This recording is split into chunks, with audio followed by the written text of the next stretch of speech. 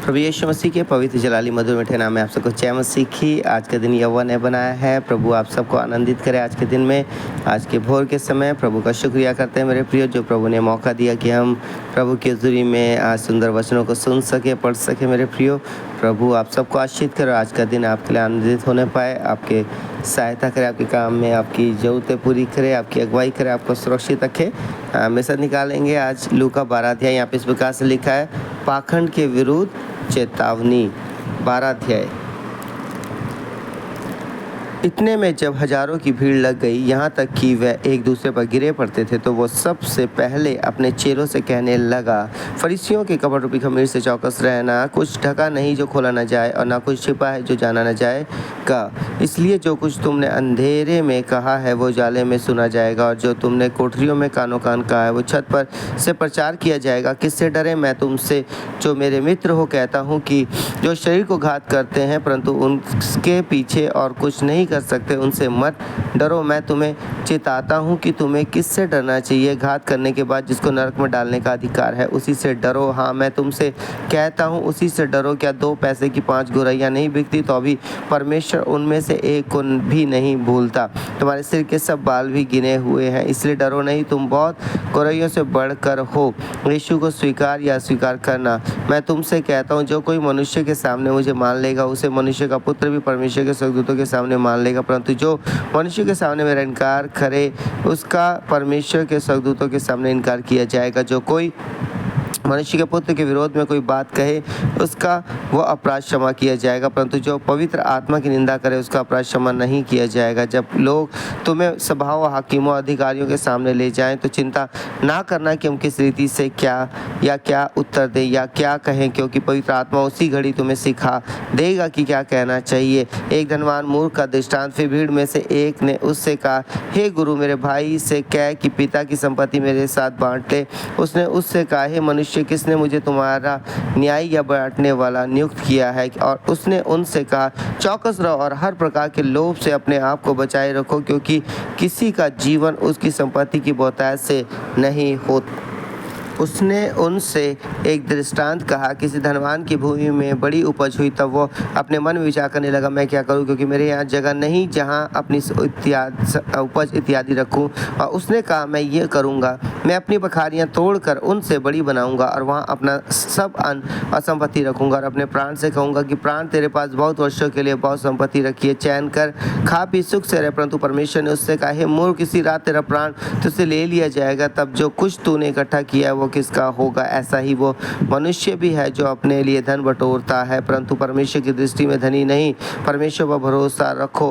फिर उसने अपने चेलों से कहा, इसलिए मैं तुमसे कहता हूँ, अपने प्राण की चिंता ना करो कि हम क्या खाएंगे, ना अपने शरीर की क्या पहनेंगे, क्योंकि भोजन से प्राण और वस्त्र से शरीर बढ़कर है। कौओं पर ध्यान दो, वह ना बोते ना काटते हैं, ना उनके भंडार और ना खत्ता होता है, तो अभी परमेश्वर उन्हें पालता है। तुम्हारा मूल्य पक्षियों से कहीं अधिक है। तुम में से ऐसा कौन है जो चिंता करने से अपनी आयु में घड़ी भी बढ़ा सकता है? इसलिए यदि तुम सबसे छोटा काम भी नहीं कर सकते, तो और बातों के लिए क्यों चिंता करते हो? सोचनो के पेड़ों पर ध्यान करो कि वे कैसे बढ़ते, वे ना परिश्रम करते ना काटते हैं। तो अभी मैं तुमसे कहता हूँ कि सुलेमान भी अपने सारे वैभव में उनमें से किसी एक के समान वस्त्र पहने हुए ना था। इसलिए यदि परमेश्वर मैदान की घास को जो आज है और कल पहाड़ में जो की जाएगी ऐसा पहनाता है, तो हे अल्पविश्वासियों, वो तुम्हें क्यों ना पहनाएगा? और तुम इस बात की खोज में ना रहो कि क्या खाएंगे, क्या और क्या पिएंगे, और ना संदेह करो, क्योंकि संसार की जातियां इन सब वस्तुओं की खोज में रहती है, और तुम्हारा पिता जानता है कि तुम्हें इन वस्तुओं की आवश्यकता है। परंतु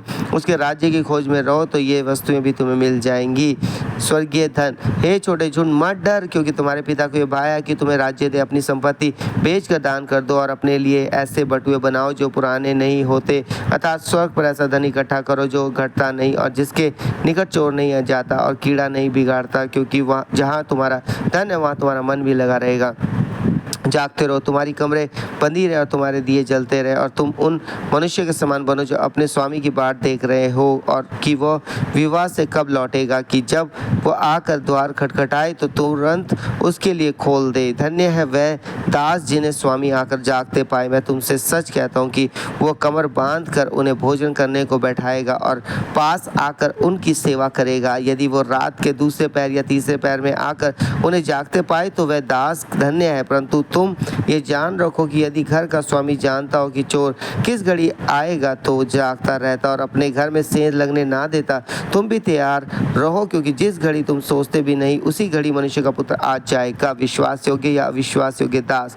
तब पतरस ने कहा, हे प्रभु, क्या ये दृष्टांत तू हम ही से या सबसे कहता है? प्रभु ने कहा, वो विश्वास योग्य बुद्धिमान भंडारी कौन है जिसका स्वामी उसे नौकर चाकरों पर सदा ठहराए कि उन्हें समय पर भोजन सामग्री दे। धन्य है वो दास जिसे उसका स्वामी आकर ऐसा ही करते पाए। मैं तुमसे सच कहता हूँ, वो उसे अपनी संपत्ति पर अधिकारी ठहराएगा। परंतु यदि वो दास सोचने लगे कि मेरा स्वामी आने में देर कर रहा है और दासों और दासियों को मारने पीटने लगे और खाने पीने और पियक्कड़ होने लगे, तो उस दास का स्वामी ऐसे दिन जब वो उसकी बाट जोता ना रहे और ऐसी घड़ी जिसे वो जानता ना हो आएगा और उसे भारी दंड देकर उसका भाग अविश्वासी के साथ ठहराएगा। वो दास जो अपने स्वामी की इच्छा जानता था और तैयार ना रहा और ना उसकी इच्छा के अनुसार चला, बहुत मार खाएगा। परंतु जो नहीं जानकर मार खाने की योग्य काम करे वो थोड़ी मार खाएगा। इसलिए जिसे बहुत दिया गया उसे बहुत मांगा जाएगा और जिसे बहुत सौंपा गया उसे बहुत लिया जाएगा। यीशु के आगमन का परिणाम।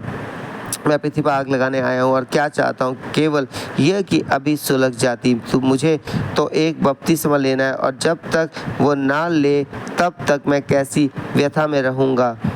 क्या तुम समझते हो कि मैं पृथ्वी पर मिलाप कराने आया हूँ? मैं तुमसे कहता हूँ नहीं, वरन अलग कराने आया हूँ। क्योंकि अब से एक घर में 5 जन आपस में विरोध रखेंगे, 3 2 से और 2 3 से। पिता पुत्र से और पुत्र पिता से विरोध रखेगा, माँ बेटी से और बेटी माँ से, सास बहू से और बहू सास से विरोध रखेगी। समय के लक्षण। उसने भीड़ से भी कहा, जब तुम बादल और को पश्चिम से उठते देखते हो तो तुरंत कहते हो कि वर्षा होगी और ऐसा ही होता है, और जब दक्षिण हवा चलती है देखते हो तो कहते हो कि लू चलेगी और ऐसा ही होता है। हे कपटियों, तुम धरती और आकाश के रूप रंग में भेद कर सकते हो, परंतु इस युग के विषय में क्यों भेद करना नहीं जानते? अपने मुद्दे से समझौता तुम आप ही